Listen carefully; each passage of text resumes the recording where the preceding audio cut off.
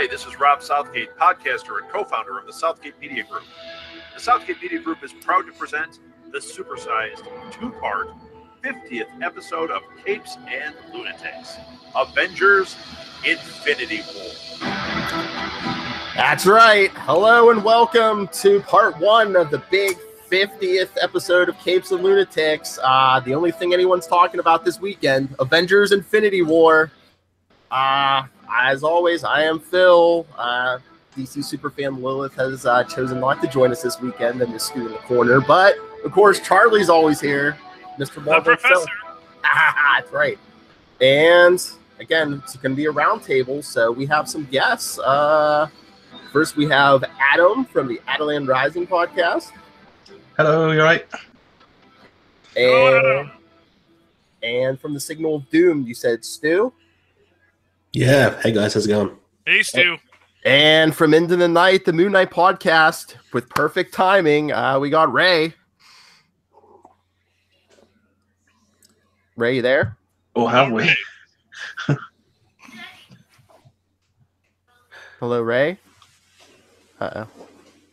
Well, hopefully we'll get Ray soon.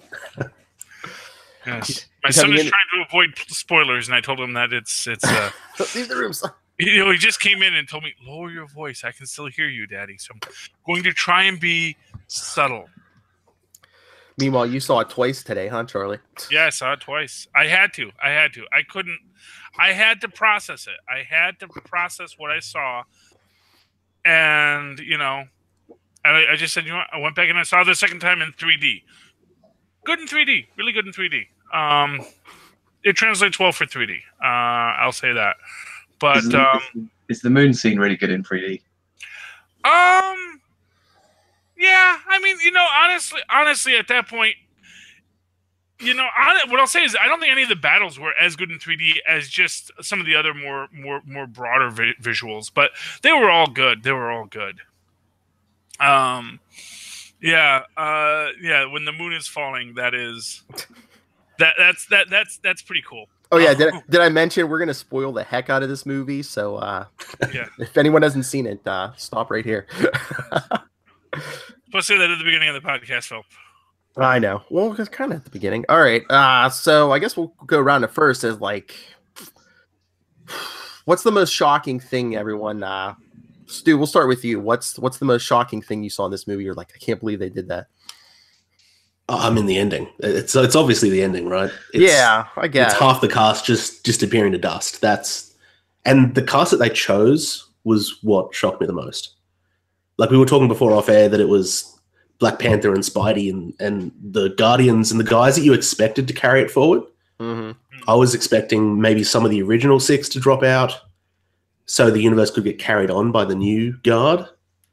And it just never really happened. It was...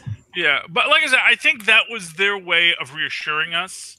Yeah. Yeah, I think that basically they were like, you know, we're not going to do a big jokey end here because they don't do a jokey end credit scene. There's nothing that's meant to be, ha ha ha, we're fun and we're silly Marvel. And so they said, but we do want people to know there is hope. And the only way they can say there is hope is by killing Black Panther and Spider-Man. And they're like, you guys know. You know. All the guys that have been confirmed for another movie, for more movies. Yeah. But sure. there's Ray from Into the Night. Hey, the Moon Knight. Ray. How are you? Hey, Ray. Hey, how's it? From a world away in Australia. Yeah, sorry about that. There's a bit of internet problems there, but I just changed rooms, so it's a lot better here. There you go. What's it like in the future? Yeah, it's strange, isn't it? Have you seen the next Avengers movie yet? I tell you what was really weird though was and Stu knows about this as well. Like we get it on the 25th, Infinity War, and it was quite hard to kind of keep your mouth shut. I mean, for that time, like knowing a lot of guys like yourself have to wait a few more days. But I'm really glad that you guys have seen it now, so it's really cool. Yes. Oh yeah. So this is a spoiler podcast, so yeah. So Ray, we were going around. What was like your what was the thing that shocked you the most about this movie? You're like, I can't believe they went there. Well, there's so many things in this movie. The first thing I'd say probably was in the first minutes, like Loki, I guess. That was the first shock for me. I wasn't too surprised about Heimdall, just being a periphery kind of character. But Loki, yeah, it seemed like his death was quite final. But, there are heaps of things out there. It's just so strange to like pick one. Yes. You notice that Loki had no bumps or bruises on him after that big fight with Thanos. Loki's just standing there, Yeah. I know that was shocking. I can't believe they took him out in the first 5 minutes. Exactly. He was a big. We both. I took my partner and we both turned to each other, going, "Okay," he's gone. And that was just 5. Right? Yeah, exactly. 5 minutes in the movie. It was crazy. It's that first scene, yeah. What was yours? What was your most impactful? Stu was saying, the end was brutal, but you kind of saw that coming. Cause they've done that in the comics, and since it was Spider-Man and Black Panther and everyone, like we said, they're coming back, so that's getting. Well, they kept pushing the death stuff, so it's when you. When he stab Tony Stark, you're like, oh boy, is this Robert Downey Jr. going out? Yeah, that brought out a huge gasp from the audience. I know. I was like, no. Yeah, because everyone was kind of thinking about it, right? And everyone was speculating. But that was a big moment as well. Because I would have bet that if anyone was going out, it was going to be Robert Downey Jr. Because you kill him off, you can hire 2 or 3 more people because he makes what some third world countries make. Yeah. But but Adam, what was your shocking? So I'm going to go a bit off piste here. I'm going to say about everything that everybody else has said, but also kind of how much it didn't feel like an Avengers movie. True. Because actually, to me, it felt like it was almost the continuation of Thor's arc, and Thanos. It was Thanos' story, basically. And yeah, that kind of shocked me a little bit because the Avengers weren't actually in it that much. So, which again, it's a great movie and I really enjoyed it. But I think Avengers is almost a mistitle in a way. Well, to be fair, as Tony Stark, as Tony Stark points out to Bruce, the Avengers broke up. There are no Avengers when this film starts. So this is very much about getting the band back together. Well, can I say what was the most shocking scene for me? And Phil, you probably know this because I'm watching this film and I'm like, oh my gosh, I was right. I was absolutely right about what they were going to do. They killed off Thanos in the first 20 minutes. What? They killed off Thanos. What was Gamora? Yeah, Gamora kills Thanos in the first 20 minutes. Oh, yes. Yeah. He rewrite reality, something the Stone never did prior to this moment. Can we just take a moment to say Stones never behaved like they're doing in this film at any other time we've seen them? The Reality Stone never did that. No, not in Thor Dark World. No, that's because it was always the Power Stone, not the Reality Stone. They just the Power Stone, which was actually supposed to be the Soul Stone, didn't used to light fires either, but now it does. All right. Here's an issue I had with one of the stones, and I can't believe that no one brought up this moment that we got the Return of the Red Skull. Yes, well, that was the big. That was supervillain team up. I know, but I was just like, Thanos had to do this whole ritual of killing what he loved and everything for the Soul Stone. Like, none of these other Soul Stones had any rituals or anything. All you have to do is pick them up, and be like, yeah, all right. But that's because, as the Red Skull says, the Soul Stone is different. Yeah, because it's got a soul. Yeah, did you guys find Gamora quite naive in that scene with Thanos? How there's a sacrifice that has to be made, and she's going, "Oh, well, sucked in. You don't love anyone." I mean, isn't it blatantly obvious that he loves her? And it depends on how you define love. Because here's what I'm going to say. Because I don't believe in unrequited love. Mm-hmm. I believe you really can't love someone unless they love you back. That love has to be a two-way street. Because otherwise, you're not actually loving that person. You're loving an idea of that person. And in that sense, he loved the idea of Gamora, not Gamora herself. That was the whole... And for what it's worth, what he actually killed wasn't necessarily Gamora. It was his idea of Gamora. because he had this idea he loved of Gamora, that she would be his heir and you know, continue his, you know, you know, be his perfect daughter. And this was him saying, "You're never going to be that." Yeah. And of course, you do have that scene again. That scene I was referencing there, where Thanos wanted to see if she did love him, you know, and that she cries as she kills him. You know, but truth be told, you don't really know why she's crying. Is she crying because she is sad that she had to kill this guy, or is she crying because he put her through a lifetime of Shostakovich, and now she is, you know, finally releasing all that pent-up anger and hatred. You know? That's how I read it. I read it that it was a release for her. Yeah, exactly. You know, so I think Thanos, in classic sociopathic style, is reading way too much into other people's emotions. Yeah. You know, but to me, that is what he killed. It wasn't that he killed the daughter he loved. It was that he killed this idea that he loved. He's just full of purple privilege. I'll tell you what. Yeah. I was gonna say you had all those flashbacks to young Gamora. So maybe it was the idea that he, you know, the whole little one thing. I think that's what he felt that he was killing, as opposed to the adult Gamora. Well, and I guess perhaps on some level, you know, because he says he neglected his destiny once, and when he's saying that, he's referring to Gamora. He's referring to this idea that there was this child. Because as he says, the whole point of his killing half the universe is that it has to be dispassionate. That it's not, you know, oh, we're just going to kill off this half of the population because they're not helping society. It has to be random. It has to, you know, it has to take rich and poor alike. It has to be this system. And he broke his rule because there was this child who caught his eye, and he allowed himself to catch feelings for her, as it were. Now, but again, what those feelings are, is that real love, or is that just obsession? Listen to this man's words, people. He saw this movie 2 times today. In a day. I saw it for the second time yesterday. Yeah. It's the first movie I've ever seen twice in the cinema, especially considering I saw it within like about 48 hours. It's just like, wow. Yeah. I just like that emotional trauma. It was crazy, wasn't it, Stuart? You saw it a couple of times as well, yeah? Yeah, I saw it twice day one. I've seen it another time since. It's still just as good. Yeah. Like, repeat viewings don't hurt this movie at all. Well, that's great. I think the second viewing, in my opinion, was worse.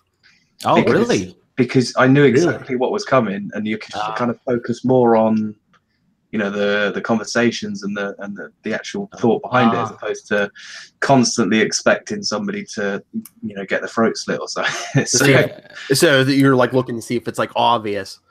Yeah, but I mean, yeah, it was such a good movie. Yeah, well, you know, I mean, like all films, it is not without flaws. There are certain continuity issues that make you go, well, why are they doing that? Why are they doing this? One thing I'm going to say, though, because I do want to squelch this idea before how it should have ended, makes a whole big stink about it. That what you're seeing, because, you know, he has the Infinity Gauntlet, and yet, you know, everyone's still kicking him around. And the thing is that infinite power in a finite mind has as its basic problem that you can't access that infinite power because you're constantly being distracted. You know, that so long as you're being pinged, you can't focus to do anything the way you'd want to. And that's basically why, even though he has the Infinity Gauntlet, you know, and arguably nigh omnipotence, you know. Well, yeah, but I mean, unlike the comics, he didn't have like cosmic awareness. You know, if someone they showed, he could be surprised or, you know, take an axe to the chest. Yeah. Well, you know, it's I think when Thor's coming at you with an axe, there's not many other ways this story's going to go. You know. You know, and although, like you said, I would have gone for the head. Oh, but speaking of the Thor and the axe thing, Charlie, we were totally off about Peter Dinklage. We were all guessing. I mean, first we were saying maybe he was Pip the Troll. We had a big theory that we wanted him to be Mephisto in the worst way. I would love that. I liked how they did it. I liked, I thought that was a great. I thought it was a great dwarf character. I love the fact that they made dwarves huge. Yeah, I love great. Yeah, and I think he really he embodied the character well. He said there were only 300 dwarfs on that station, which makes you wonder: are there more dwarves elsewhere in the Nine Realms? Because like 300 seems like a real small number of people for a population. In the comics, was Eitra isn't it? Wasn't he on Asgard at some point? Well, I mean, everything's on Asgard in the comic books. I think it was in one of those realms, at least. Yeah, or maybe Asgard. Yeah. Yeah, it's a little different in the movies than it is in the comic books, because in the movies in the comic books they actually treat it like the mythology, where they're almost like countries. Yeah, I took it that station was just like an outpost, kind of like their steel mill. Mm-hmm. Yeah, so hopefully there's a lot of other little dwarves running around elsewhere. Big one. Yes, but it also, and I thought it worked out nicely for having a dwarf character, having him have the images of dwarfism, the shortened limbs and whatnot, but also play with the stockiness of traditional dwarfen depictions. Yeah, as these metallurgical masters, and so I really thought it worked out great. I was a little sad he didn't come to the fight in Wakanda. Just would have squashed them all. Well, yeah. Well, I mean, I guess they felt they've already spent enough money on Dinklage. And I also like the fact that they introduced the origin for the actual gauntlet itself through him. I thought that was a really fun kind of backstory bit that we didn't really get in the comics. Yeah, I think I kind of had a bit of a continuity thing to it though, because you kind of got to then question, well, when did Thanos go to Eitri and actually get? Because one of the early scenes he had it. Yeah. So and it's kind of because it was in. I know it was a fake, but it was in Thor, the original movie. So you kind of got a question. Well, if it was before that, then how long ago was that? And how does it fit within the continuity of the movies? Yeah, well, it's actually a big problem because, of course, Asgard.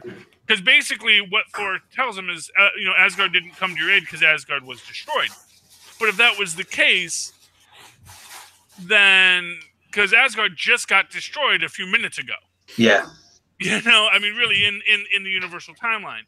So it's much more likely that at some point during Loki's reign as Odin, that's when what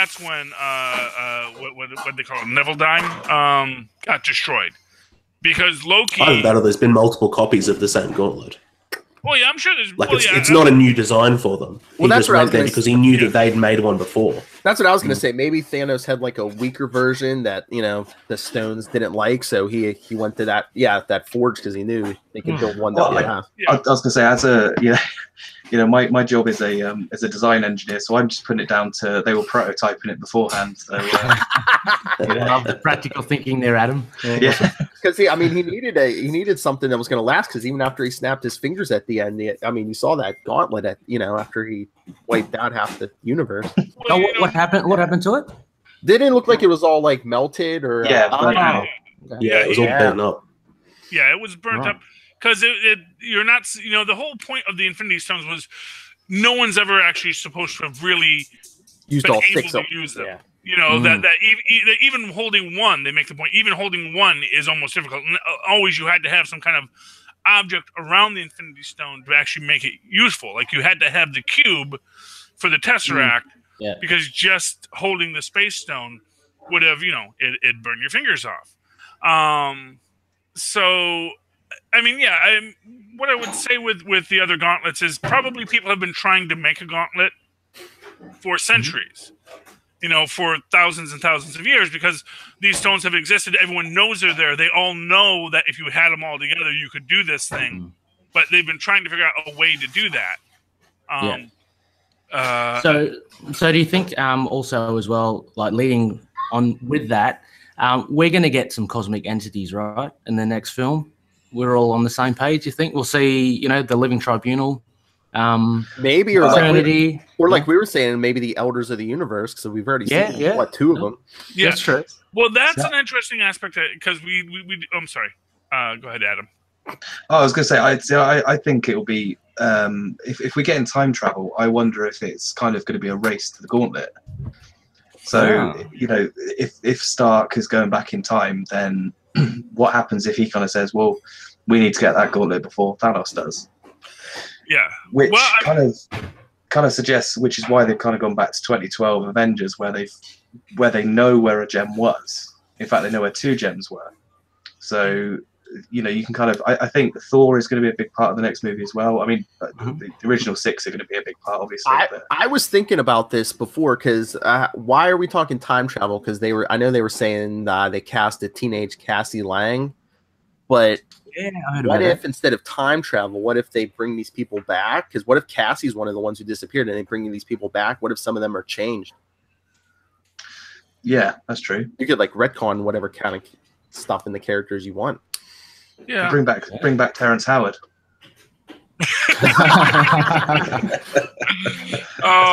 Maybe not. Man, I don't know. Too different, yeah. One thing I do want to. One thing that really shocked me in this was that Thor is only 1,500 years old.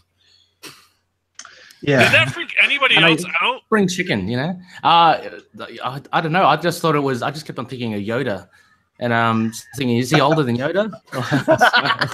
Yoda was like 900 years old, wasn't he? Yeah, exactly. So, No, well, what bothers me about it is I gotta think Norse mythology is older than 1,500 years. Yeah, but maybe he's like the youngest of Odin's 250 kids or something. Well, how many Thors has Odin had? Well, who's he been sleeping around with? I don't know. That's a good point, though. It is Norse mythology more than 1,500 years old? Because, well, I mean, yeah. Well, because the short answer is yes. Okay. The long answer is our records on it are not that old because our records on it mostly date from. Well, actually, no, I don't know if that's true because I know that the Germanic tribes who also worshipped Odin and Woden, were around during the Roman Empire, which was well more than 1,500 years ago. Yeah, that's true.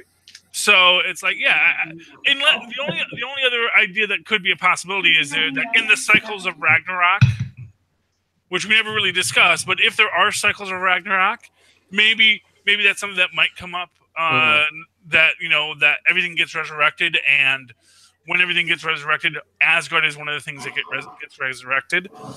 Or Thor might have just been wrong. I mean, he might have been kind of woozy. He did take a blast to the head from Thanos. Yeah, possibly, but it's a very specific number to say 1,500 years old. Well, we could have longer years on Asgard. Who knows? True. Yeah, maybe 1,500 Asgardian years. Fair enough. 1,500 Asgardian years. Yeah. I mean, the whole conversation was ridiculous, Charlie. He was talking to a rabbit. I loved how he kept on referring to him as a rabbit. I know. Amazing. I was waiting for someone to make it. I was waiting for Star-Lord or someone to make the joke. Silly rabbit, tricks are for kids. Well, you know what I liked about that is that him calling him, because like we all know that Rocket gets upset when people call him a raccoon. But calling him a rabbit, he might not actually know what a rabbit is. I know. I was waiting for him to say, "What the hell's a rabbit?" Yeah, he kept his mouth shut. He didn't do anything. Yeah. Do you know? Talking of Rocket though, the scene at the end where he watches Groot disappear, which is heart wrenching. Yeah. I was really kind of hoping that when the Winter Soldier disappeared, his arm would like drop to the floor and Rocket would like pick it up as if to have kind of like that, but looking really sad about it. That would have kind of like reaffirmed him as as what he is, but kind of just put that sad twist on it. Yeah, that would have been funny. But yeah, those last scenes were quite. I mean, although we knew it was kind of coming, they still kind of had a big impact, didn't they? I don't know. Spider-Man's was a big one. Like we got like in the cinema where I was at, there were a lot of, I don't know, whimpering. I'd say people were like crying and weeping, which is I shouldn't laugh, but it was it was quite shocking. So, which of the deaths did you kind of were you most connected with, I guess, or? I mean, the Spider-Man one was tragic just because it's this young kid who's like, no, Yeah. I gotta say, honestly, I'll be honest, when both Sam and Winter Soldier died, when Sam died, and also actually when Sam died, and then Rhodey's looking for him. Yeah, that was like, oh man. Yeah, that was it. Because I thought. No, sorry. It's just this idea, it's like, oh man, these because they were like these two, they're the two military guys, two African American superheroes. Yeah. They're in this club, and even though they've never had a lot of scenes together, and they've never had scenes together, but you have to imagine that maybe when they were all in the Avengers, they were really tight. That's this thing that you can imagine, this real backstory between Rhodey and Sam as these two guys who have so much of a shared experience that really none of the other Avengers have. They're both military, they're both African American, they both have lived very similar lives in this way, and probably connect now that they're both superheroes in a way that other people aren't connecting. Which I thought was awesome. Yeah, I think the best though was the Sam Jackson one in the end credits. Yes, that one. I expect that. Yeah. Oh, I'll tell you what, that was probably the one that no, not Sam Jackson too. Also, I love the mother, but that was brilliant. Exactly. Well, I thought Black Panther, just because he was trying to get towards Okoye. And he was like, had that look of desperation on his face, and he's saying, this is not a place to die here. And then he kind of goes. I found that was quite, quite shocking as well. Her reaction was powerful. Yeah, very good. I think that the bigger one was someone who didn't even die, like the one when Thanos' guy went for Vision. I was like, and Shuri was there. I'm like, don't you kill Shuri? Yeah, exactly. I'll tell you what, when Black Panther is dying and he's reaching to Okoye, and there's this moment where I'm looking and I don't know which one is the one disappearing. Oh, yeah. And then when it's Black Panther, it's like, because and I think that maybe is intentional, that they wanted you to think, oh, Okoye dies. Oh, how sad. Wait, what? It's Black. Yeah. It's T'Challa. No, that doesn't make any sense. Yeah, exactly. I said people would probably be more freaked out if like a Captain America disappeared, because Chris Evans has been talking about his contract and stuff, and if it had been Okoye, everyone would have been like, oh, "Is this permanent?" Yeah, true. Yeah. Here's the thing, and I just realized this: when Thanos first touches after Gamora. After he kills Gamora, and actually just after he uses the gauntlet, and he goes to that red-skied world, it just struck me, that's very similar to the realm of the dead that we see in Black Panther. Oh, is it? Yeah. And now I'm starting to wonder if maybe that's intentional. Maybe that is their way of saying that this is the pathway to the realm of the dead. Because one of the things I was thinking in this is that, when Doctor Strange comes out of his trance and he says, I've looked at 14 million different options. Says, do we win any of them? And he says 1. Oh, that's the other thing. Why did he give him the time stone? Because that's got to be a part of his plan, surely. Yeah. Well, exactly. Yeah, I mean that was because I was thinking about this. So my fan theory is that he realized there's only one way that they win, and that is if they can delay him long enough so that when he gets the stone, because he's going to get the stones, they're not going to defeat him from getting the time stone. That's what he realizes, but they have to delay him long enough. And when he's looking at all the universes, there's only one universe in which he does the one thing he never would have done, which is sacrifice the time stone to save someone else's life. So when he does that, when he saves Tony Stark, it's the one thing that changes the outcome. I see where you're going. He couldn't just give the time stone. Because they had to delay him, because you had to have the Mind Stone be destroyed first, because he has to use the time stone to recreate the Mind Stone. And in doing that, This that's is possibly creating the temporal paradox that Morty warned him about. That is going to be the big loophole in all of this. That makes me wonder because, like, I went with a different friend last night on Wednesday night or Thursday morning. I went with 3 friends that we just talk about comic books constantly. I went with a friend last night who he's not that into Marvel movies, so he's quite a good person to bounce ideas off. Mm-hmm. And he said that what if the stones, they kind of like connect with the people that they're used on? So you had the Power Stone used on Thor. You had the Mind Stone. I mean, technically that was already used on Scarlet Witch. Mm. What else you got? Time Stone. I mean, was it used on Tony Stark? I suppose it was used on Vision, at least. The Time Stone? Well, it's been used by it was used by Doctor Strange, and he used it on himself in the last Doctor Strange movie when he puts himself in the time loop with Dormammu. But I think by Thanos it was definitely used on Vision. Yeah. And then what's the other stones? Reality. Reality, I suppose. Reality is a bit more difficult because I suppose that was used on Drax and Mantis. Yeah. Mantis. It was used, However, it was also used on the Hulk because that's why he phases through him and why he phases into the rocks. Yep. And then you've got what's the last one I'm missing? Space? Did you say Soul? Space. Yeah, so I've said the Space Stone, which I guess. Yeah, I don't know who wasn't that used on the Hawkeye? The Space Stone? No, that was the Mind Stone. Yeah, that's the Mind Stone. That was the Mind. Yes. So my phone's kind of theory was that I know the MCU has an ability of like twisting the stories and stuff away from the comics a bit. You know, now that their minds are connected with the different stones, could that have an effect on the outcome of the next movie? I mean, it's entirely possible. And one thing I'll say is that clearly Gamora is connected to the Soul Stone. Yeah.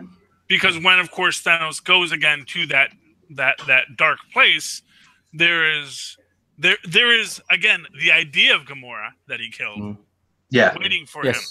And there's a nice connection with the comics there as well. In the comics, she's very much connected with the Soul Stone as well. Yes. Mm-hmm. Yeah. And I liked that when he says, what did it cost? And he says it cost everything. And it makes you wonder if there's not much power left in that gauntlet. Yeah. That this action, basically maybe that there's just enough power left to maybe bring the universe back. And I'm still waiting to see if the Elders of the Universe do fit into this. I hope so. Because we didn't really see what happened to the Collector. No. We see him in that scene, but we know that that's also a reality alteration. Yeah, as a viewer, you'd probably assume that he'd been disposed of by Thanos off screen somewhere. Yeah, I mean, that's what. Yeah. Or he ran and got away. You know, I mean, there's lots of options there. You know, or he was brought back for that scene, and then when the Reality Stone resets, he goes back to wherever he ran off to. Well, I mean, we even have Celestials too, because Star-Lord is a Celestial. Yeah, well, and we also saw the Celestials in the first one too. Because the Celestials were the first people wielding the Infinity Stones. We saw that the Power Stone was used by one of the Celestials as he's passing the cosmic judgment of the celestial host in the flashback universe thing. And then we see the Celestials all blow themselves up trying to use these stones, and that's how we get Ego. Yeah, because that's the brain that was inside of nowhere at one point. But Charlie, you mentioned the Hulk before. So what's the Hulk's problem? Is he scared? Yeah, the Hulk is scared, and this is why I'm kind of hoping that somewhere, maybe as a one shot, because Disney has said they want to do one shots again. We get Doc Samson back. Yeah, that'll be cool. But not the same actor. Not the same actor though. Maybe someone else. No, the same actor. I love that guy. Oh, do you? Yeah, he's the dad from Modern Family, and he was honestly, I really felt he was a fantastic Doc Samson. You know, not the comic book Doc Samson, but he doesn't have to be the comic book Doc Samson. He has to be Doc Samson. He's got to have the ponytail. Come on, he's Oh, got to no, have the great. no. Well, he can grow out a ponytail. He doesn't have the gamma powers yet. That Yep. comes later. That's what this. That's like when we get our She-Hulk story, you know. Yeah. Oh yeah. Oh, maybe Jen Walters is. Like I said, I'm still hoping Jen Walters shows up in Ant-Man. That's the lawyer that got him off. Oh yeah. Oh yeah, we did get that reference that Hawkeye and Scott made deals. They made deals. That's why they're not there. Yeah. So can we discuss that? What do we reckon is happening there with Scott and Hawkeye? They're on house arrest. They made a deal so that they could go back and live with their families. Mm-hmm. And we see that in the trailers we've seen for Ant-Man, is that he's got the little ankle bracelet and he's got all that stuff. Yeah, I just saw that. Yeah. So and I'm guessing Hawkeye's going to show up in Ant-Man and Wasp. Well, Charlie, do you think your Hawkeye theory is going to pan out? Well, I mean, it's possible that he's going to because Hawkeye, of course, became Goliath in the comics, and he may be in this situation where he's like, and it would be interesting to see him deal with the fact that he, is a guy who shoots trick arrows when he's fighting gods. That's it. So That would be the best. I think Hawkeye's going to become Ronin. Yes, I think so as well. Supposedly, they had pictures of him in the suit or something. Yeah, incredibly like it. Because I think. Yeah, but what were those pictures from? Yeah. But I mean, they could be fake too. Because I mean, I've been watching interviews all week. I mean, they were giving those actors fake scripts too. Well, here's what I'll say. Really, is he in a running outfit or is he in a black leather jumpsuit? And if it's a black leather jumpsuit, how do we know that's not the old Black Goliath costume? But equally, how do we know it's not? It could have been a black jumpsuit, but could it have been his Avengers costume? Because there's lots of pictures of Captain America in his really awful Avengers get up, and for some reason Tony Stark in Shield gear, which just baffles me. It makes me think that they really are going down that kind of alternate reality. Wow. If they follow the comics, what if, because with Sam Jackson gone, what if Tony Stark put Shield back together with himself in charge as the director of Shield? That'd be interesting.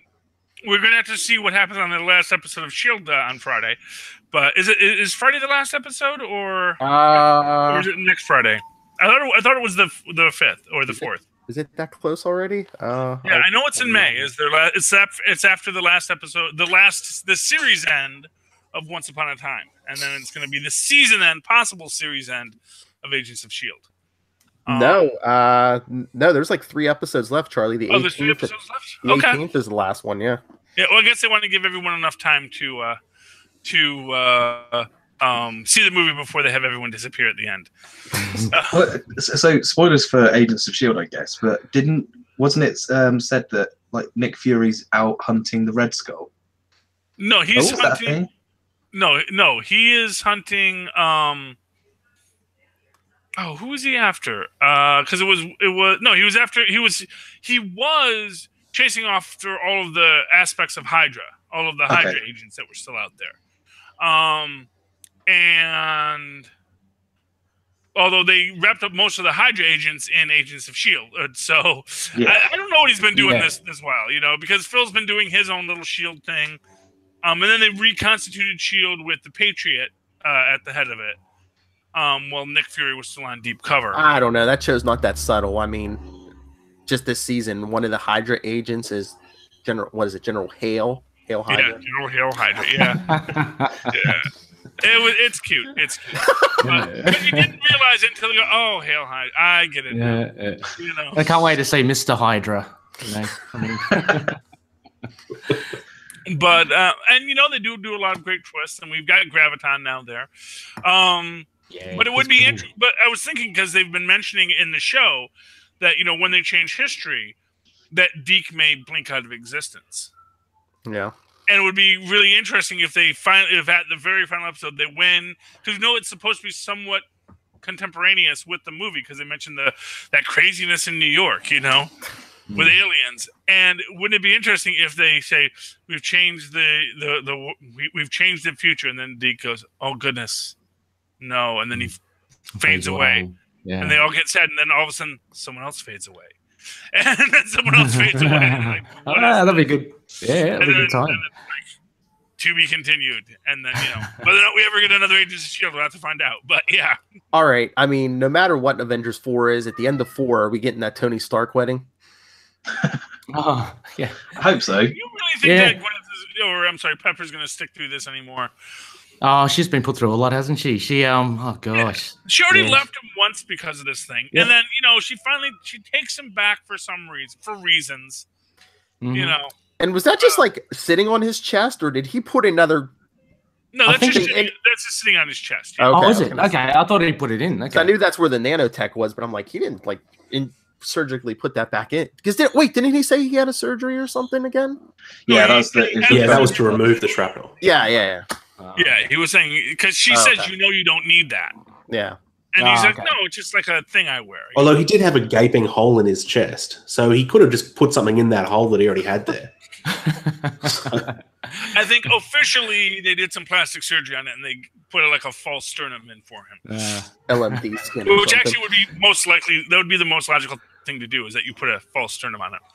I want to know if they're going to rebuild the Vision for Avengers 4.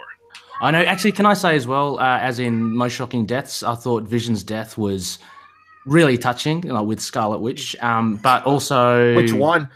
I know. Yeah. Yeah. But and also just with what I really loved as well with Shuri, you got a sense that how she was working to try to get that Mind Stone off him. Mhm. I was really hoping and thinking that she would succeed. But what they did was a really great twist in that was arbitrary in the end. Like he goes jumping out a window and it just all goes for naught. And when Thanos rips that gem off his forehead and he goes all grey, that was like, oh, no way. And actually when he explodes as well, that was amazing.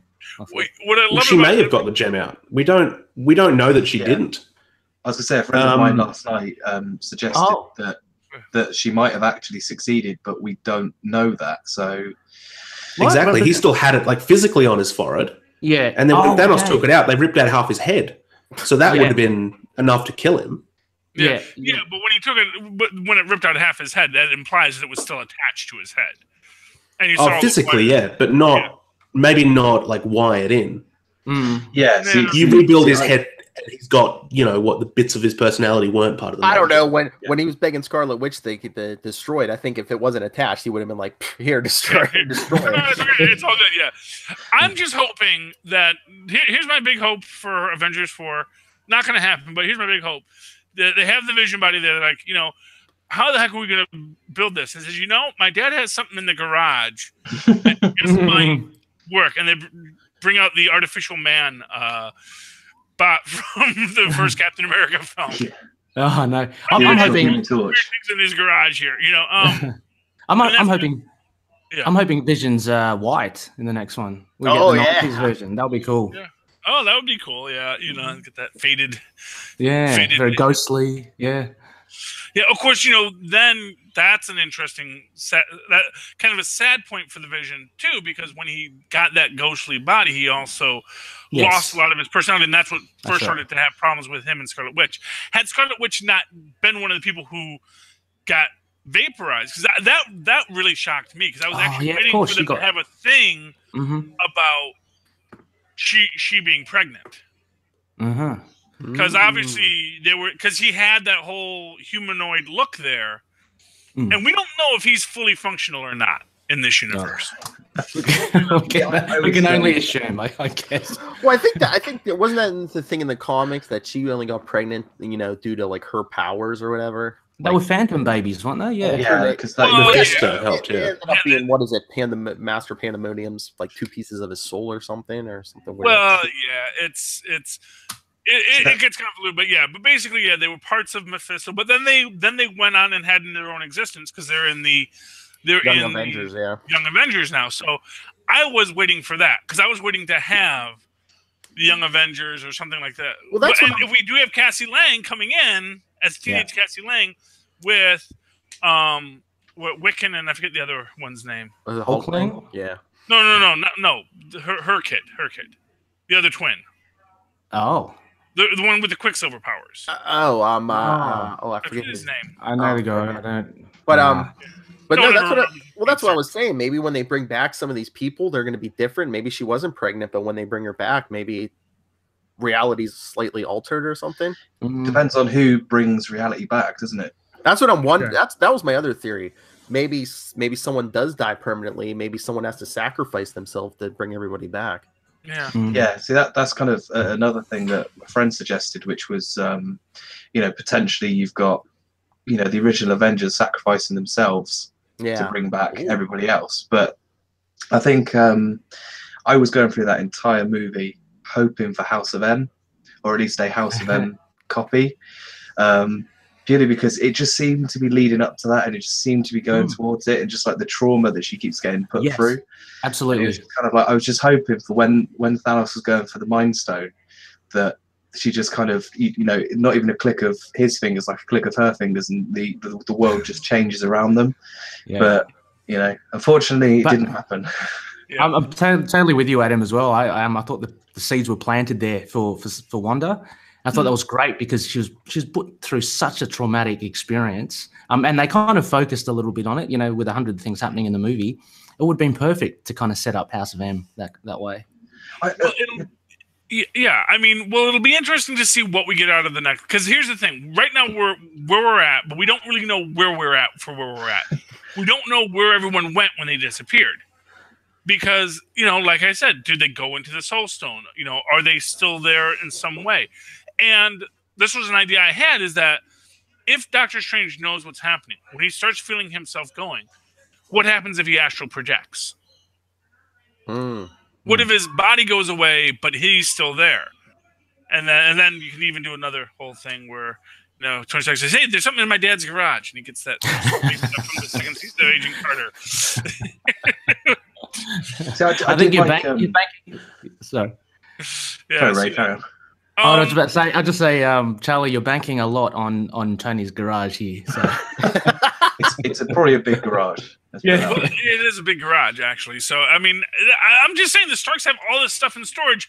In the Ant-Man film, they're going, there's this transponder in this old Stark facility. And it's still going to be there. Yeah, it's still in that Stark facility that's still tiny.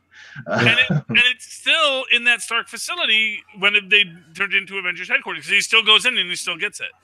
Look what was in there this movie. That Iron Spider suit was in there. Oh yeah.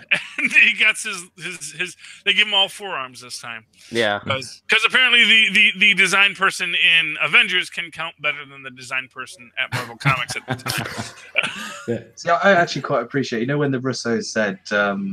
Like the people that got the most screen time in this movie will kind of not have the screen time in Avengers 4. Actually, that's pretty accurate because we had the Guardians had the majority of the screen time. I suppose Thor and Thanos excluded. Guardians, the kind of the newer Avengers with Wanda and those kind of people. So the focus really is going to be on the original 5 from the Avengers movie. Well, yeah, that's what I was thinking when someone said, "Yeah, we didn't get to see a lot of them in this movie." Yeah, maybe because they're so central in the next one. Yeah, I think that's. I think I liked the way that was done because everybody was assuming that it'd be like Captain America or Iron Man. Yeah. We haven't had that reunion yet between Captain America and Iron Man actually, which was kind of everybody was going, "Oh, you need to talk to him," but it just didn't happen. I'm just like, I want to see that happen. Yeah. I think they'll build up to that. I do like the Captain America Thor reunion. I thought that was pretty cool when they were in the battlefield. Yeah, the bit with Groot where he's like, "I am Groot. I am Steve Rogers." That's right. We're like, "Nice haircut. Oh, I see you copied my beard." Yeah, exactly. That's good. Humor. There was, but really well placed. And I wanted to just talk about Star-Lord as well. For me, he was one of the standouts, I thought, in this film. Not only because of the comedic relief that he gave as well, but obviously the attachment he had with Gamora. But what I found was he was so true to how he was, I guess, depicted in the other movies as well. And I think Chris Pratt did a great job. Just I don't know, just kind of settling things down and giving a laid-backedness to everything. I thought it was pretty good. But Charlie, they did describe him as something we've said before. They're like, "You're one cheeseburger away from being." Chris Pratt is the first person to admit that this is the truth of him. That he is a gentleman who enjoys his cheeseburgers, and he only gets ripped for roles. And this time they told him no shirt off. And and actually pointing out that he's got that, he's getting he's getting the things. That was pretty. Yeah, that was funny. Yeah, it was great. Well, it's this as I was making the joke, this is just another one of those fluffy little Marvel movies. They can't be all dark and gritty like DC. Yeah, exactly. Yeah, I mean, and when it But I mean, we were talking about the Vision and Scarlet Witch. What about the love story between Drax and Thor? He's like, oh, it's like a pirate and an angel had a baby. You are a dude. This is a man. Yeah, that's right. Yeah, Drax had some good moments. Yeah. Drax always has good moments. He's learning how to use metaphor. Oh, him and Mantis together. Between Guardians of the Galaxy 2 and here, that's like the greatest thing. Oh yeah, the best bit with Mantis was we kick names and take ass. Hasn't quite got it. Yeah. Yeah. Although, oh man, I got so mad at Star-Lord when. I mean, I know that they're not going to be able to hold Thanos. They're not going to get the glove off Thanos. Oh, but then when he loses it, he starts punching Thanos, and he breaks the thing and everyone's saying, "Don't do it." Yeah. Spidey took the glove off. He had it off. Yeah. Well, he almost had it off, and then it was like it was close enough. Thanos kind of grabbed it back or something. Yeah, he was able to grab it back. And to me, that is one of the Martha moments in this film. Yeah. This film has its Martha moments. They're not as bad as Martha. They're not Martha. They're not full on Martha. There are moments we can say, that was kind of Martha what they did there. This is a new verb to Martha. It's when you do something stupid in a film for expediency. Well, it was a little It was a little tropey. really old movie, Aliens. That was cool as well. I thought that was good. He's a millennial. He's not even a millennial because Lilith is a millennial. He's that next generation of. He's a teenager, and and hate to tell you this, Phil, Aliens was 30 years ago. I know. It's an old movie, guys. I didn't see Alien until 2016. So, wow. Yeah. I mean, Alien or Aliens, just Alien, just the original one. Okay, yep. Yeah, that's an actual. I think because I've never actually seen Aliens, but I actually think that was an error in it. Is he says aliens, not alien? Yeah, that's because I think they blow alien out the airlock. I don't know if they do that in Aliens. I've actually they never do. Seen yeah, Aliens. with the Queen Mother, the Queen Alien, they did. With Sigourney Weaver, the big airlock, and she's in that. Oh, didn't she? She's didn't she? No, in the second one. Yeah, she was fighting in that machine. Yeah. No, that's the third one. When she's no, the second one. No, the get away from her, you bitch. You know that one? James Cameron one. That kid's a poser. He didn't even see Peter didn't even see the movie. Ned probably told him about it or something. I don't know. Anyway, but yeah, so maybe it's in Aliens too. Maybe they blow her. I know they blow her out the hatch in Alien. Yeah, as well. Yeah. Oh, but even just in the beginning of the movie, that bus scene was the greatest. I mean, they got that Stan Lee cameo in there real quick, and then we're all gonna die. Ned, I need a distraction. Okay, we're all gonna die. What I loved about that is Stan Lee saying, "What's the matter with you kids? You never seen a spaceship before?" It's great coming off of his Watcher cameo. Oh yes, exactly. Yeah. Oh dear. Don't worry, kids. Tony Stank has it. Here's the one thing I'm so glad they didn't do, because I was waiting for that as the end credits scene. And what was it? That you were going to see the bus driver in his apartment and just. Oh yeah. That would have been. Yeah. I mean, I don't think I could have handled that if they had. No. If they had I'm gonna come back in the next one, I'm like, no, don't. You'd be tempting fate with that one, no. Yeah, I was gonna say that's a bit. Or you'd be acknowledging reality. We may not get very many more, and to give a really beautiful, powerful send off for the man in that way, I'll send him off by taking on Thanos. Get him to. Just the final cameo. It's just like Thanos meeting Gamora, and like Thanos meeting Gamora in the afterlife, and like there's just Stan Lee just with the gauntlet or something. Just be that'd be amazing. You know, I do wonder about this because we see Thanos sort of, and this is another. There's a lot of scenes in this I feel like rhyme with other films, and like that scene where he's watching the sunrise reminds me very much of watching the sunrise in, again, Black Panther. You know. And I wonder, like, how much of Thanos' army is still there because he killed half the universe. If he was truly random. Yep. Well, you know what? Now that you say that, that is like a theme with like what didn't when Thor and Loki were their last moments with Odin, weren't they? Was the sun going up or down? But there was yeah, as well. Yeah, like, that's right. Yeah. But was it good? I watched Ragnarok on Thursday between my Infinity War viewings. Because like I said earlier, I felt like the Ragnarok story kind of went on in this one. But I think it was just daytime. I think it's just the fact they were looking out on the ocean in Norway. I think it got dark. It got dark when Hela showed up. Yeah. But that's like the other thing I didn't like is like Thanos is just like, oh, I'm trying to save the universe by erasing half the people. It's like they should have had him worship death, and I know you can't kind of do it the way you do in the comics, but what if he would have worshipped Hela? Well, but the thing is, he would have been as interesting of a character. That's the thing. No, he was much more interesting. Trust me, Thanos in the comic books is lame. Yeah, but if you're like supposedly if you're like this champion for life, wouldn't you be like trying to, I don't know, create more space in the universe for and population instead of just erasing everybody? That with the Gauntlet as well. But actually, what I want to say is his math doesn't work because life has to have life to survive. If he wipes out half the life in the universe, half the plants and animals are gone. What is everyone going to eat? Yeah, that's true. It's the exact same problem. You can't do everything's relative. Thanos. As I said,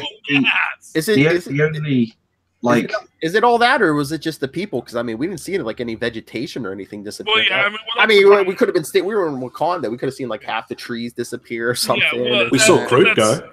That is true. We did see Groot go. Yeah. Actually, what it is he's being very, very what's the word I want to use here? Very sentientist, where the only life that matters is sentient life. So that's the only life that he cares about destroying. Because the rest of life he doesn't care about. He's just, but really all life is part of that cosmic web of life. And so, because the idea is that, if there's life, it's going to consume itself. Says, well, then, that's true for all life. All life consumes itself because all life has the same problem of finite resources. A lizard in the desert has the same problem as a human in the desert. There's not enough resources to survive on. That damn Grimace. I think he's bad at math. That's all I'm saying. He's bad at math. I think the ultimate thing was like that he seemed to be focusing on resource as opposed to like food and stuff. Like it seemed to be like like we reliant on coal and that sort of stuff. It seemed like that was almost the focus. Whereas then again, he did mention like belly's full and all that kind of stuff.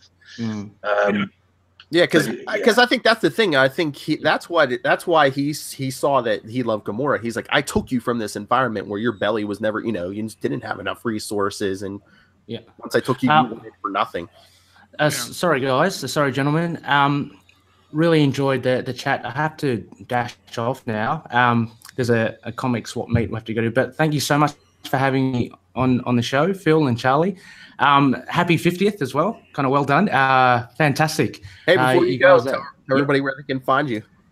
Yeah, sure. So you can find us on the Into the Night, a Moon Knight podcast. So just check out Facebook, facebook.com/ITK Moon Knight, or we have a Facebook group if you want to join, facebook.com/groups/ITK Moon Knight. Finally, also Twitter, @ITK Moon Knight. So again, thanks so much, Charlie and Phil. Adam, it's been great to chat with you as well. Stu, carrying on the flame from the Marvel trivia. It's good to see you. Might catch you later on. But again, thanks so much for this discussion. Look, we could seriously talk forever. There's so many things just to pick and choose, but it's been a blast. Thank you. Hey, thank you. Yeah, it's nice talking to you. Catch ya. See ya. See ya. See you, Ray. All right. All right. What didn't we hit in this movie? Oh, well, I mean, there's a lot of good. There's the good, the bad, and the nerdy, as Andre says. It has its Martha moments, but overall, it's a great film. And supposedly it's on track to be like the second highest grossing movie ever or something. Yeah, I mean, Black Panther enjoyed its run for a while. Although I'll say this, Black Panther is still at the theater I went to see Avengers at. Yeah, it's still in the theaters here as well.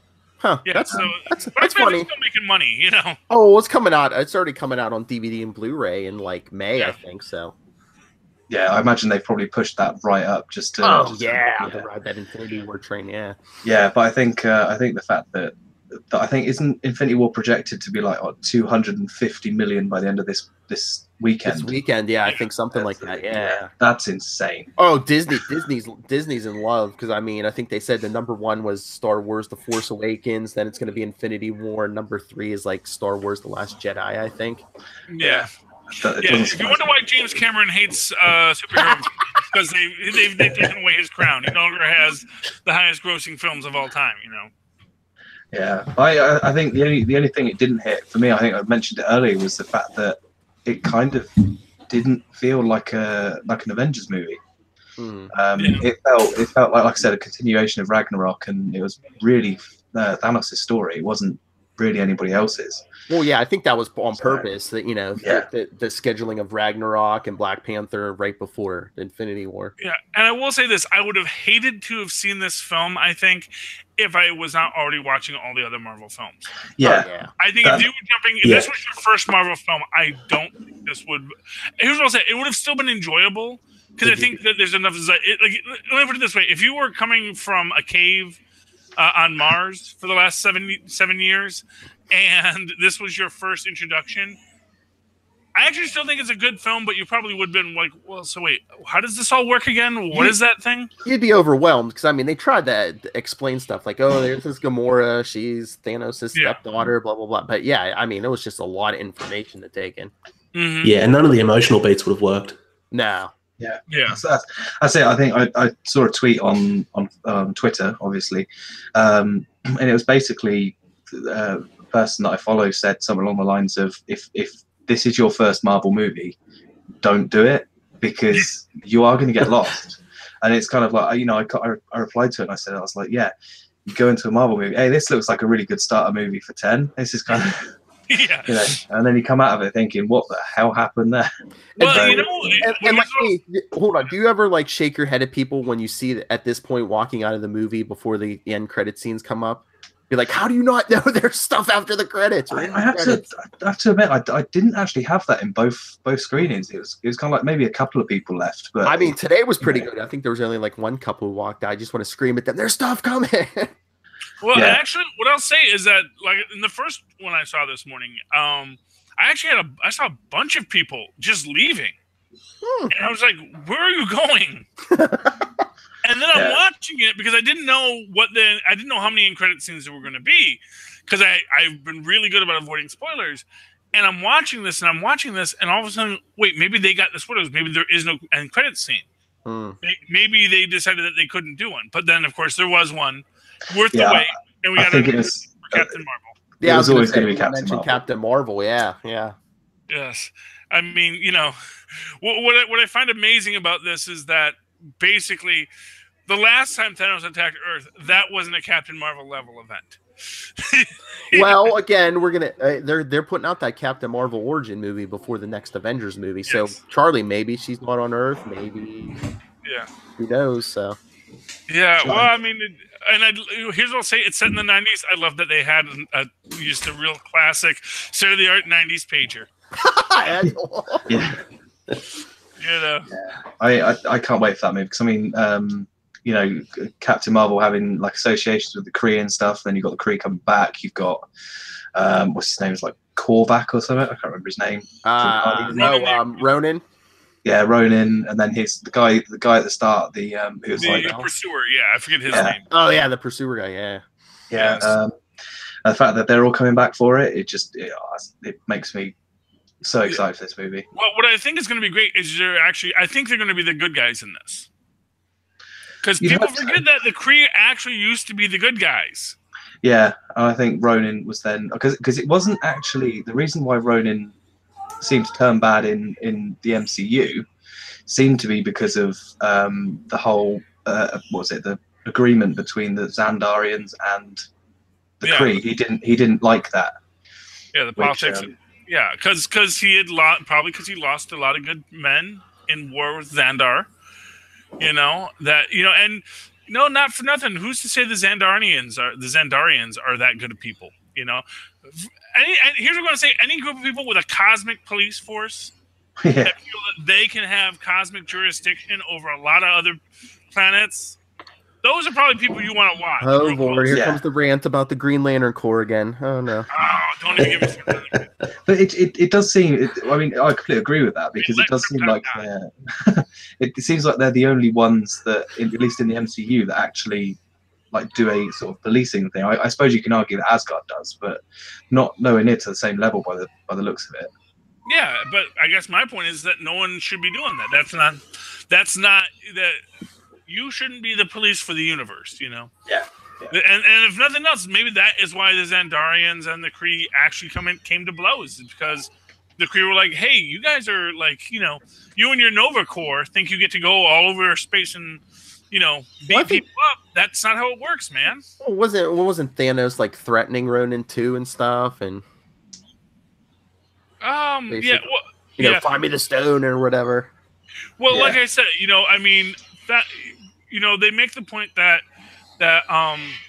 Ronin is, a religious zealot, and I think we might get stuff about that in this. But here's what I'm going to say: is like you can take that and make it into a positive, where he's now this warrior monk, and when he's on the good guys, he's a warrior monk. When he's on the bad guys, he's a religious zealot terrorist. It all depends on what side you're fighting on. And of course, the thing about the Kree is that, the reason we were allies with the Kree was because they were at war with the Skrulls. Yeah. When the Skrulls stopped being a problem, then the Kree started becoming the bad guys for everyone too, because it was sort of like World War II when we were allies with Stalin and the Soviet Union, because, there was the Nazis. And so, one fascist at a time. Well, yeah. I mean, I always love the Kree because obviously they sort of birthed the Inhumans at whatever point in time. So yeah, I can't wait to see that movie because it's kind of got a lot of association with the Cosmic Marvel, and I really hope that that's going to kind of carry on when Captain Marvel gets her sequels. Because, and I honestly hope they can do something better with the Inhumans through the Kree and Captain Marvel in the movies than we've had to endure recently. Yeah, the TV show was not god awful. So it was hard on everybody. Yeah. Yeah. Especially when you host an Inhumans podcast. Oh, yeah. Although one has to say, Tony Stark, he's down men and women. He's going to have to find some people to do some avenging. Well, yeah. I mean, there's those scenes in the Infinity comic book where it's like they're going across all the planets and they're like, this is an Avengers world. I'd love to see something like that because that would just be, wouldn't it be cool if like the whole of the Cosmic Marvel stuff, the whole of the Earthbound Marvel stuff truly came together in a proper Infinity War? Like everybody on Thanos, it'd just be. I think that'd be amazing, but I don't think it's going to happen. I think it's going to be a time travel story. Well, the thing about Thanos right now is he's retired. Yeah, that's true. I think they're going to come to him on that planet. He's just going to be sitting there with a little straw hat, working in his garden. Sipping on the iced tea. Yeah, it's like, oh hey, he's gonna be. I know. He's gonna be glad that you were one of the ones that survived. I told you, I really admire you. I respect you. Oh, that's the other thing. What's up with Thanos saying, "Oh, I know it's Tony Stark"? He's like, "Oh yeah, I know you." Yeah, that's odd. Maybe we're gonna find that out. Maybe Captain Marvel. Hey Charlie, would that be a better story if that was his real father?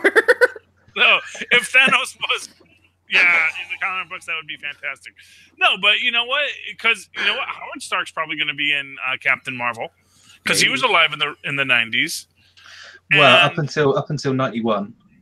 91. I mean, okay. only just. So. Oh yeah. Okay. Well, but you know what? It gives reason why he might have heard of him. Oh, maybe we'll see the Howard Stark funeral or something. Yeah. Or maybe we'll see Arno Stark. Or they did that CGI thing. Maybe we'll see a teenage Tony. Or the Iron Lad. Could you imagine, like, if they introduced the Iron Lad into the MCU? Oh yeah. Well, well, we could get Kang. It all depends. What's interesting about Kang? Kang is the one person we actually could see before the deal is final with Fox, because Kang is one of those guys that they say is probably jointly owned, but they're always very careful because that there is that legal issue. That's why there is a Quicksilver in the X-Men universe and a Scarlet Witch in the Marvel universe. Yeah, because Marvel went and killed him off pretty much straight away, didn't they? Well, yeah, but what it is I think that was part of the agreement. Was they said, okay, look, let's split the difference. We'll take Scarlet Witch. You keep Quicksilver because everyone loved your Quicksilver scene. Yeah. And so I think that was the deal they worked out, and I think that you could get Kang because they could say, you know what, we're working on this deal. Let us use Kang. We both agree that we can use Kang. We're not going to mention Rama Tut yet, but we're going to do Kang, and we'll call it quits. So Kang is the one guy you could see in this. To be fair, what use would Fox have with Kang? Because I mean, they're not going to do another Fantastic Four movie, surely. Well, they're selling everything off now, but yeah. But what it is it's not that they don't. It's not that they have a use for them. It's that legal rights. They paid good money for these, and they're not going to let someone else use it unless there's a reason to. And what it is there would be a reason for them not to fight the use of Kang in an Avengers film, because Marvel made Rama Tut and Kang the same person, and Kang officially first appeared in Fantastic Four. Yeah. Or Rama Tut first appeared in Fantastic Four means that. Although actually, I think Kang appear? No, Rama Tut appeared first. That there was this idea that Marvel couldn't use Kang because of that. Now, what's interesting is I think in the Avengers: Earth's Mightiest Heroes movie with Kang, there's a whole issue in it because the reason why he comes back and fights the Avengers in the first place is because the woman he loves in the cartoon fades out of existence. So with half the universe dying, if all of a sudden his future starts to fade out of existence, he's going to have to go back to find out what it is. And so then maybe again, enemy of our enemy is our friend. Kang actually shows up in the MCU as a hero, as Iron Lad did. Bam! Full circle, super connectivity. Wasn't just a question about Kang more than anything? Immortus was a version of Kang as well, wasn't he? Like a future version. Future version. Yeah. There's a few different versions of Immortus as well, wasn't there? Because there's one that was his own father. I believe. The timeline gets really muddy. With which I don't think anybody wants to talk about that story. Yes. Yes, but essentially, essentially you have Rama Tut when he's young, although he didn't look that young in the comics, but that's the idea. Then he became the Scarlet Centurion, then Kang, then eventually he retires as Immortus and is sort of like the founder of the Time Bureau thing. He had especially got Iron Lad in there as well.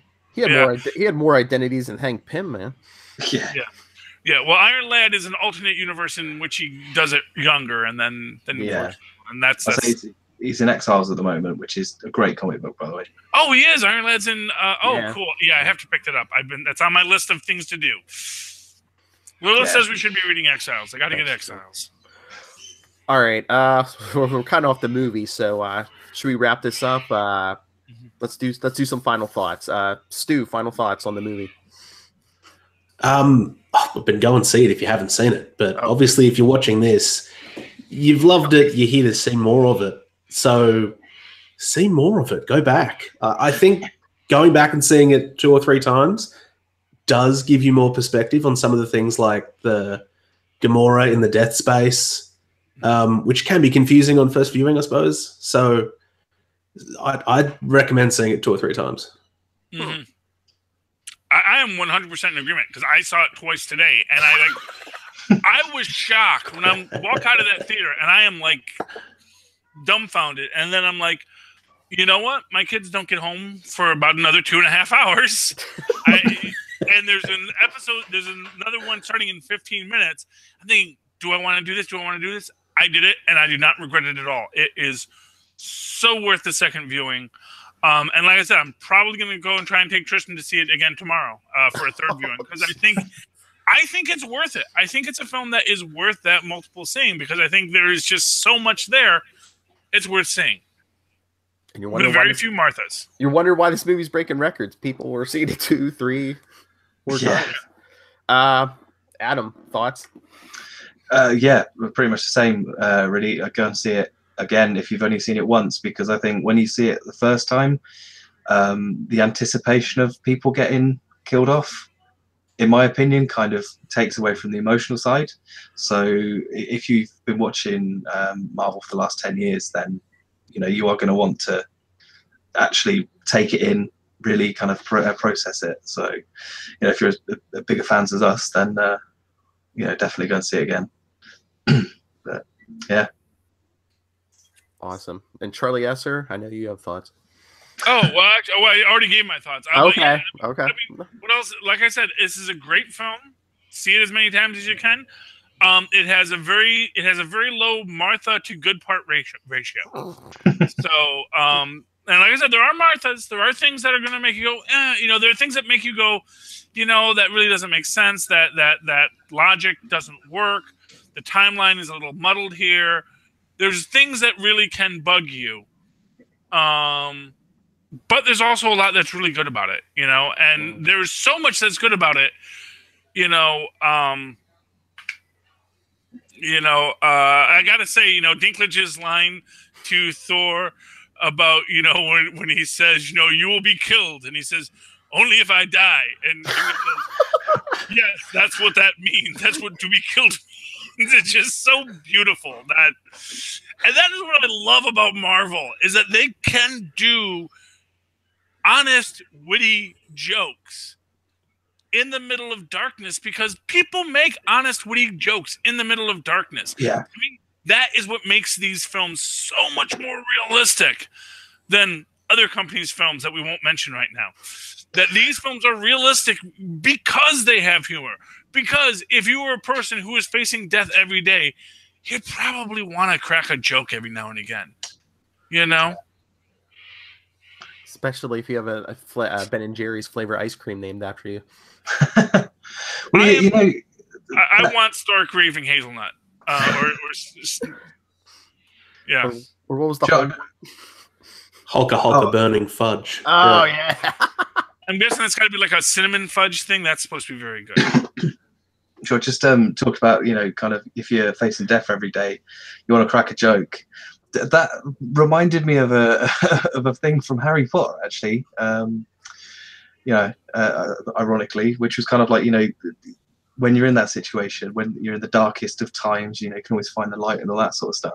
That's basically what happens in a Marvel movie.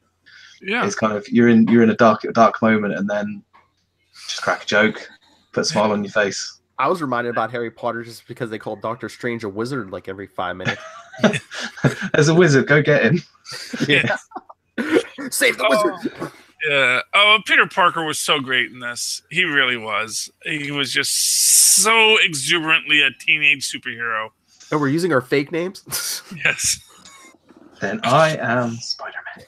Yes. Great British actor as well. I think you've got Tom Holland, Benedict Cumberbatch. It's a real kind of multinational movie, I suppose. Which is great. You've got Karen Gillan as Nebula. I'm just naming the British ones because I'm British. So. No, yeah, I was so glad. I was so worried when they brought out Nebula, and she's all. I was so worried that they brought poor Karen Gillan there just to have her scream for 2 scenes. I wonder if she's going to be a big part of Avengers 4. She's still alive. She survived. And she's kind of got to get Tony back to Earth. So exactly. Yeah. Yeah, I think she'll be in there. It seems like they save people to like mourn for the people who disappeared. So she's there to mourn for Gamora and. Yeah. And not for nothing, she is Thanos' last daughter, and just to give a wild thing, I think there may be a thing where maybe the people who died weren't necessarily as random, and that's how they're gonna. What would really I would love to see in Avengers 4 is if they actually talk Thanos out of it. It's just like, you weren't random. You lied to yourself. You betrayed your own statements. He's like, yes, I did. I'm a horrible, horrible genocidal maniac. I think the cruelest thing was when Rocket's like, oh, I have a lot to lose. And then he loses everything. He loses his, like, basically his family. It's just like, the only Guardian's still standing. Yeah. But he did get that gun from Winter Soldier. So. He got the arm, but he got the gun. Yeah. He did give away that eye, that fake eye. I was surprised at that. Oh yeah. Well, he's growing as a sentient raccoon. He's learning to actually have real feelings for other people. Or he just figured, hey, a god owes me a favor. I was about to say, does the only reason that he survived because he's the sentient one of kind of like experimented on? He's the only sentient raccoon in the whole galaxy. Well, that's an interesting thing, especially if you come to that idea that Thanos is only killing higher life forms, and he's technically a raccoon, and so all the Guardians, and again, but that again goes into the fact that it wasn't nearly as random as Thanos likes to pretend it is. Because and you can tell it's not really random because he doesn't always only kill half the people, because all those dwarves died. Yeah, he left one. He left 300. Yeah 299 to 1 doesn't equal 50%. Exactly. So unless there's another 300 somewhere else. Yeah. But so Thanos is bad at math. That can be our title for this episode. Thanos is bad at math. All right, let's wrap this up. Thank you, gentlemen, for joining us. Stu, where can people find you and your podcast? Dave and I run the Signal of Doom. You can check us out on Facebook. We've got a discussion group. We're breaking into YouTube as well. So anywhere you can find us, we're on iTunes. Just Google Signal of Doom. Cool. And Adam, over there in the lonely part, the Inhumans.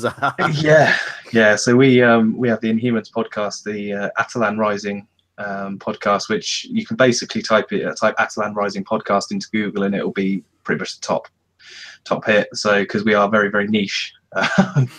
Or on Twitter we're at Atalan Rising 1, which you can find us there. Go give us a follow if you want to. Thanks for having me.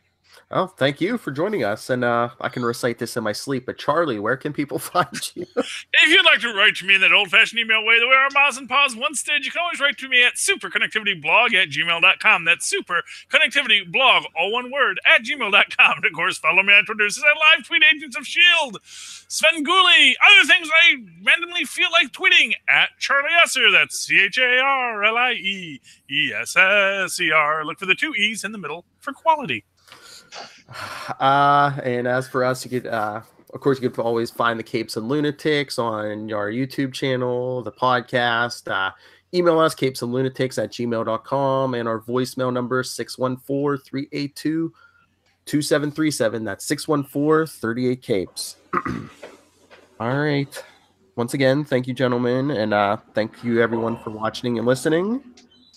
This has been part 1 of our 2-part 50th episode Avengers Infinity War discussion. Join us tomorrow for part 2 with even more podcasters. 3 hours of fun. Yeah, because I'm sure Charlie will be out of ideas. Yeah, well, don't worry, Tristan will be here, and he will be ready to podcast. Oh yeah, you're taking him to see the movie tomorrow. That's right. Yeah. That's why people should subscribe to our YouTube. His son will be dancing around in the background. Some kind of goofy mask. Toxic Gamer 13 on YouTube, yes. Ready to give his review. Showmanship runs in his family. Oh yes, and this music that I just commissioned just for this for episode 50, done by Mikey Flash. You can find him on Twitter.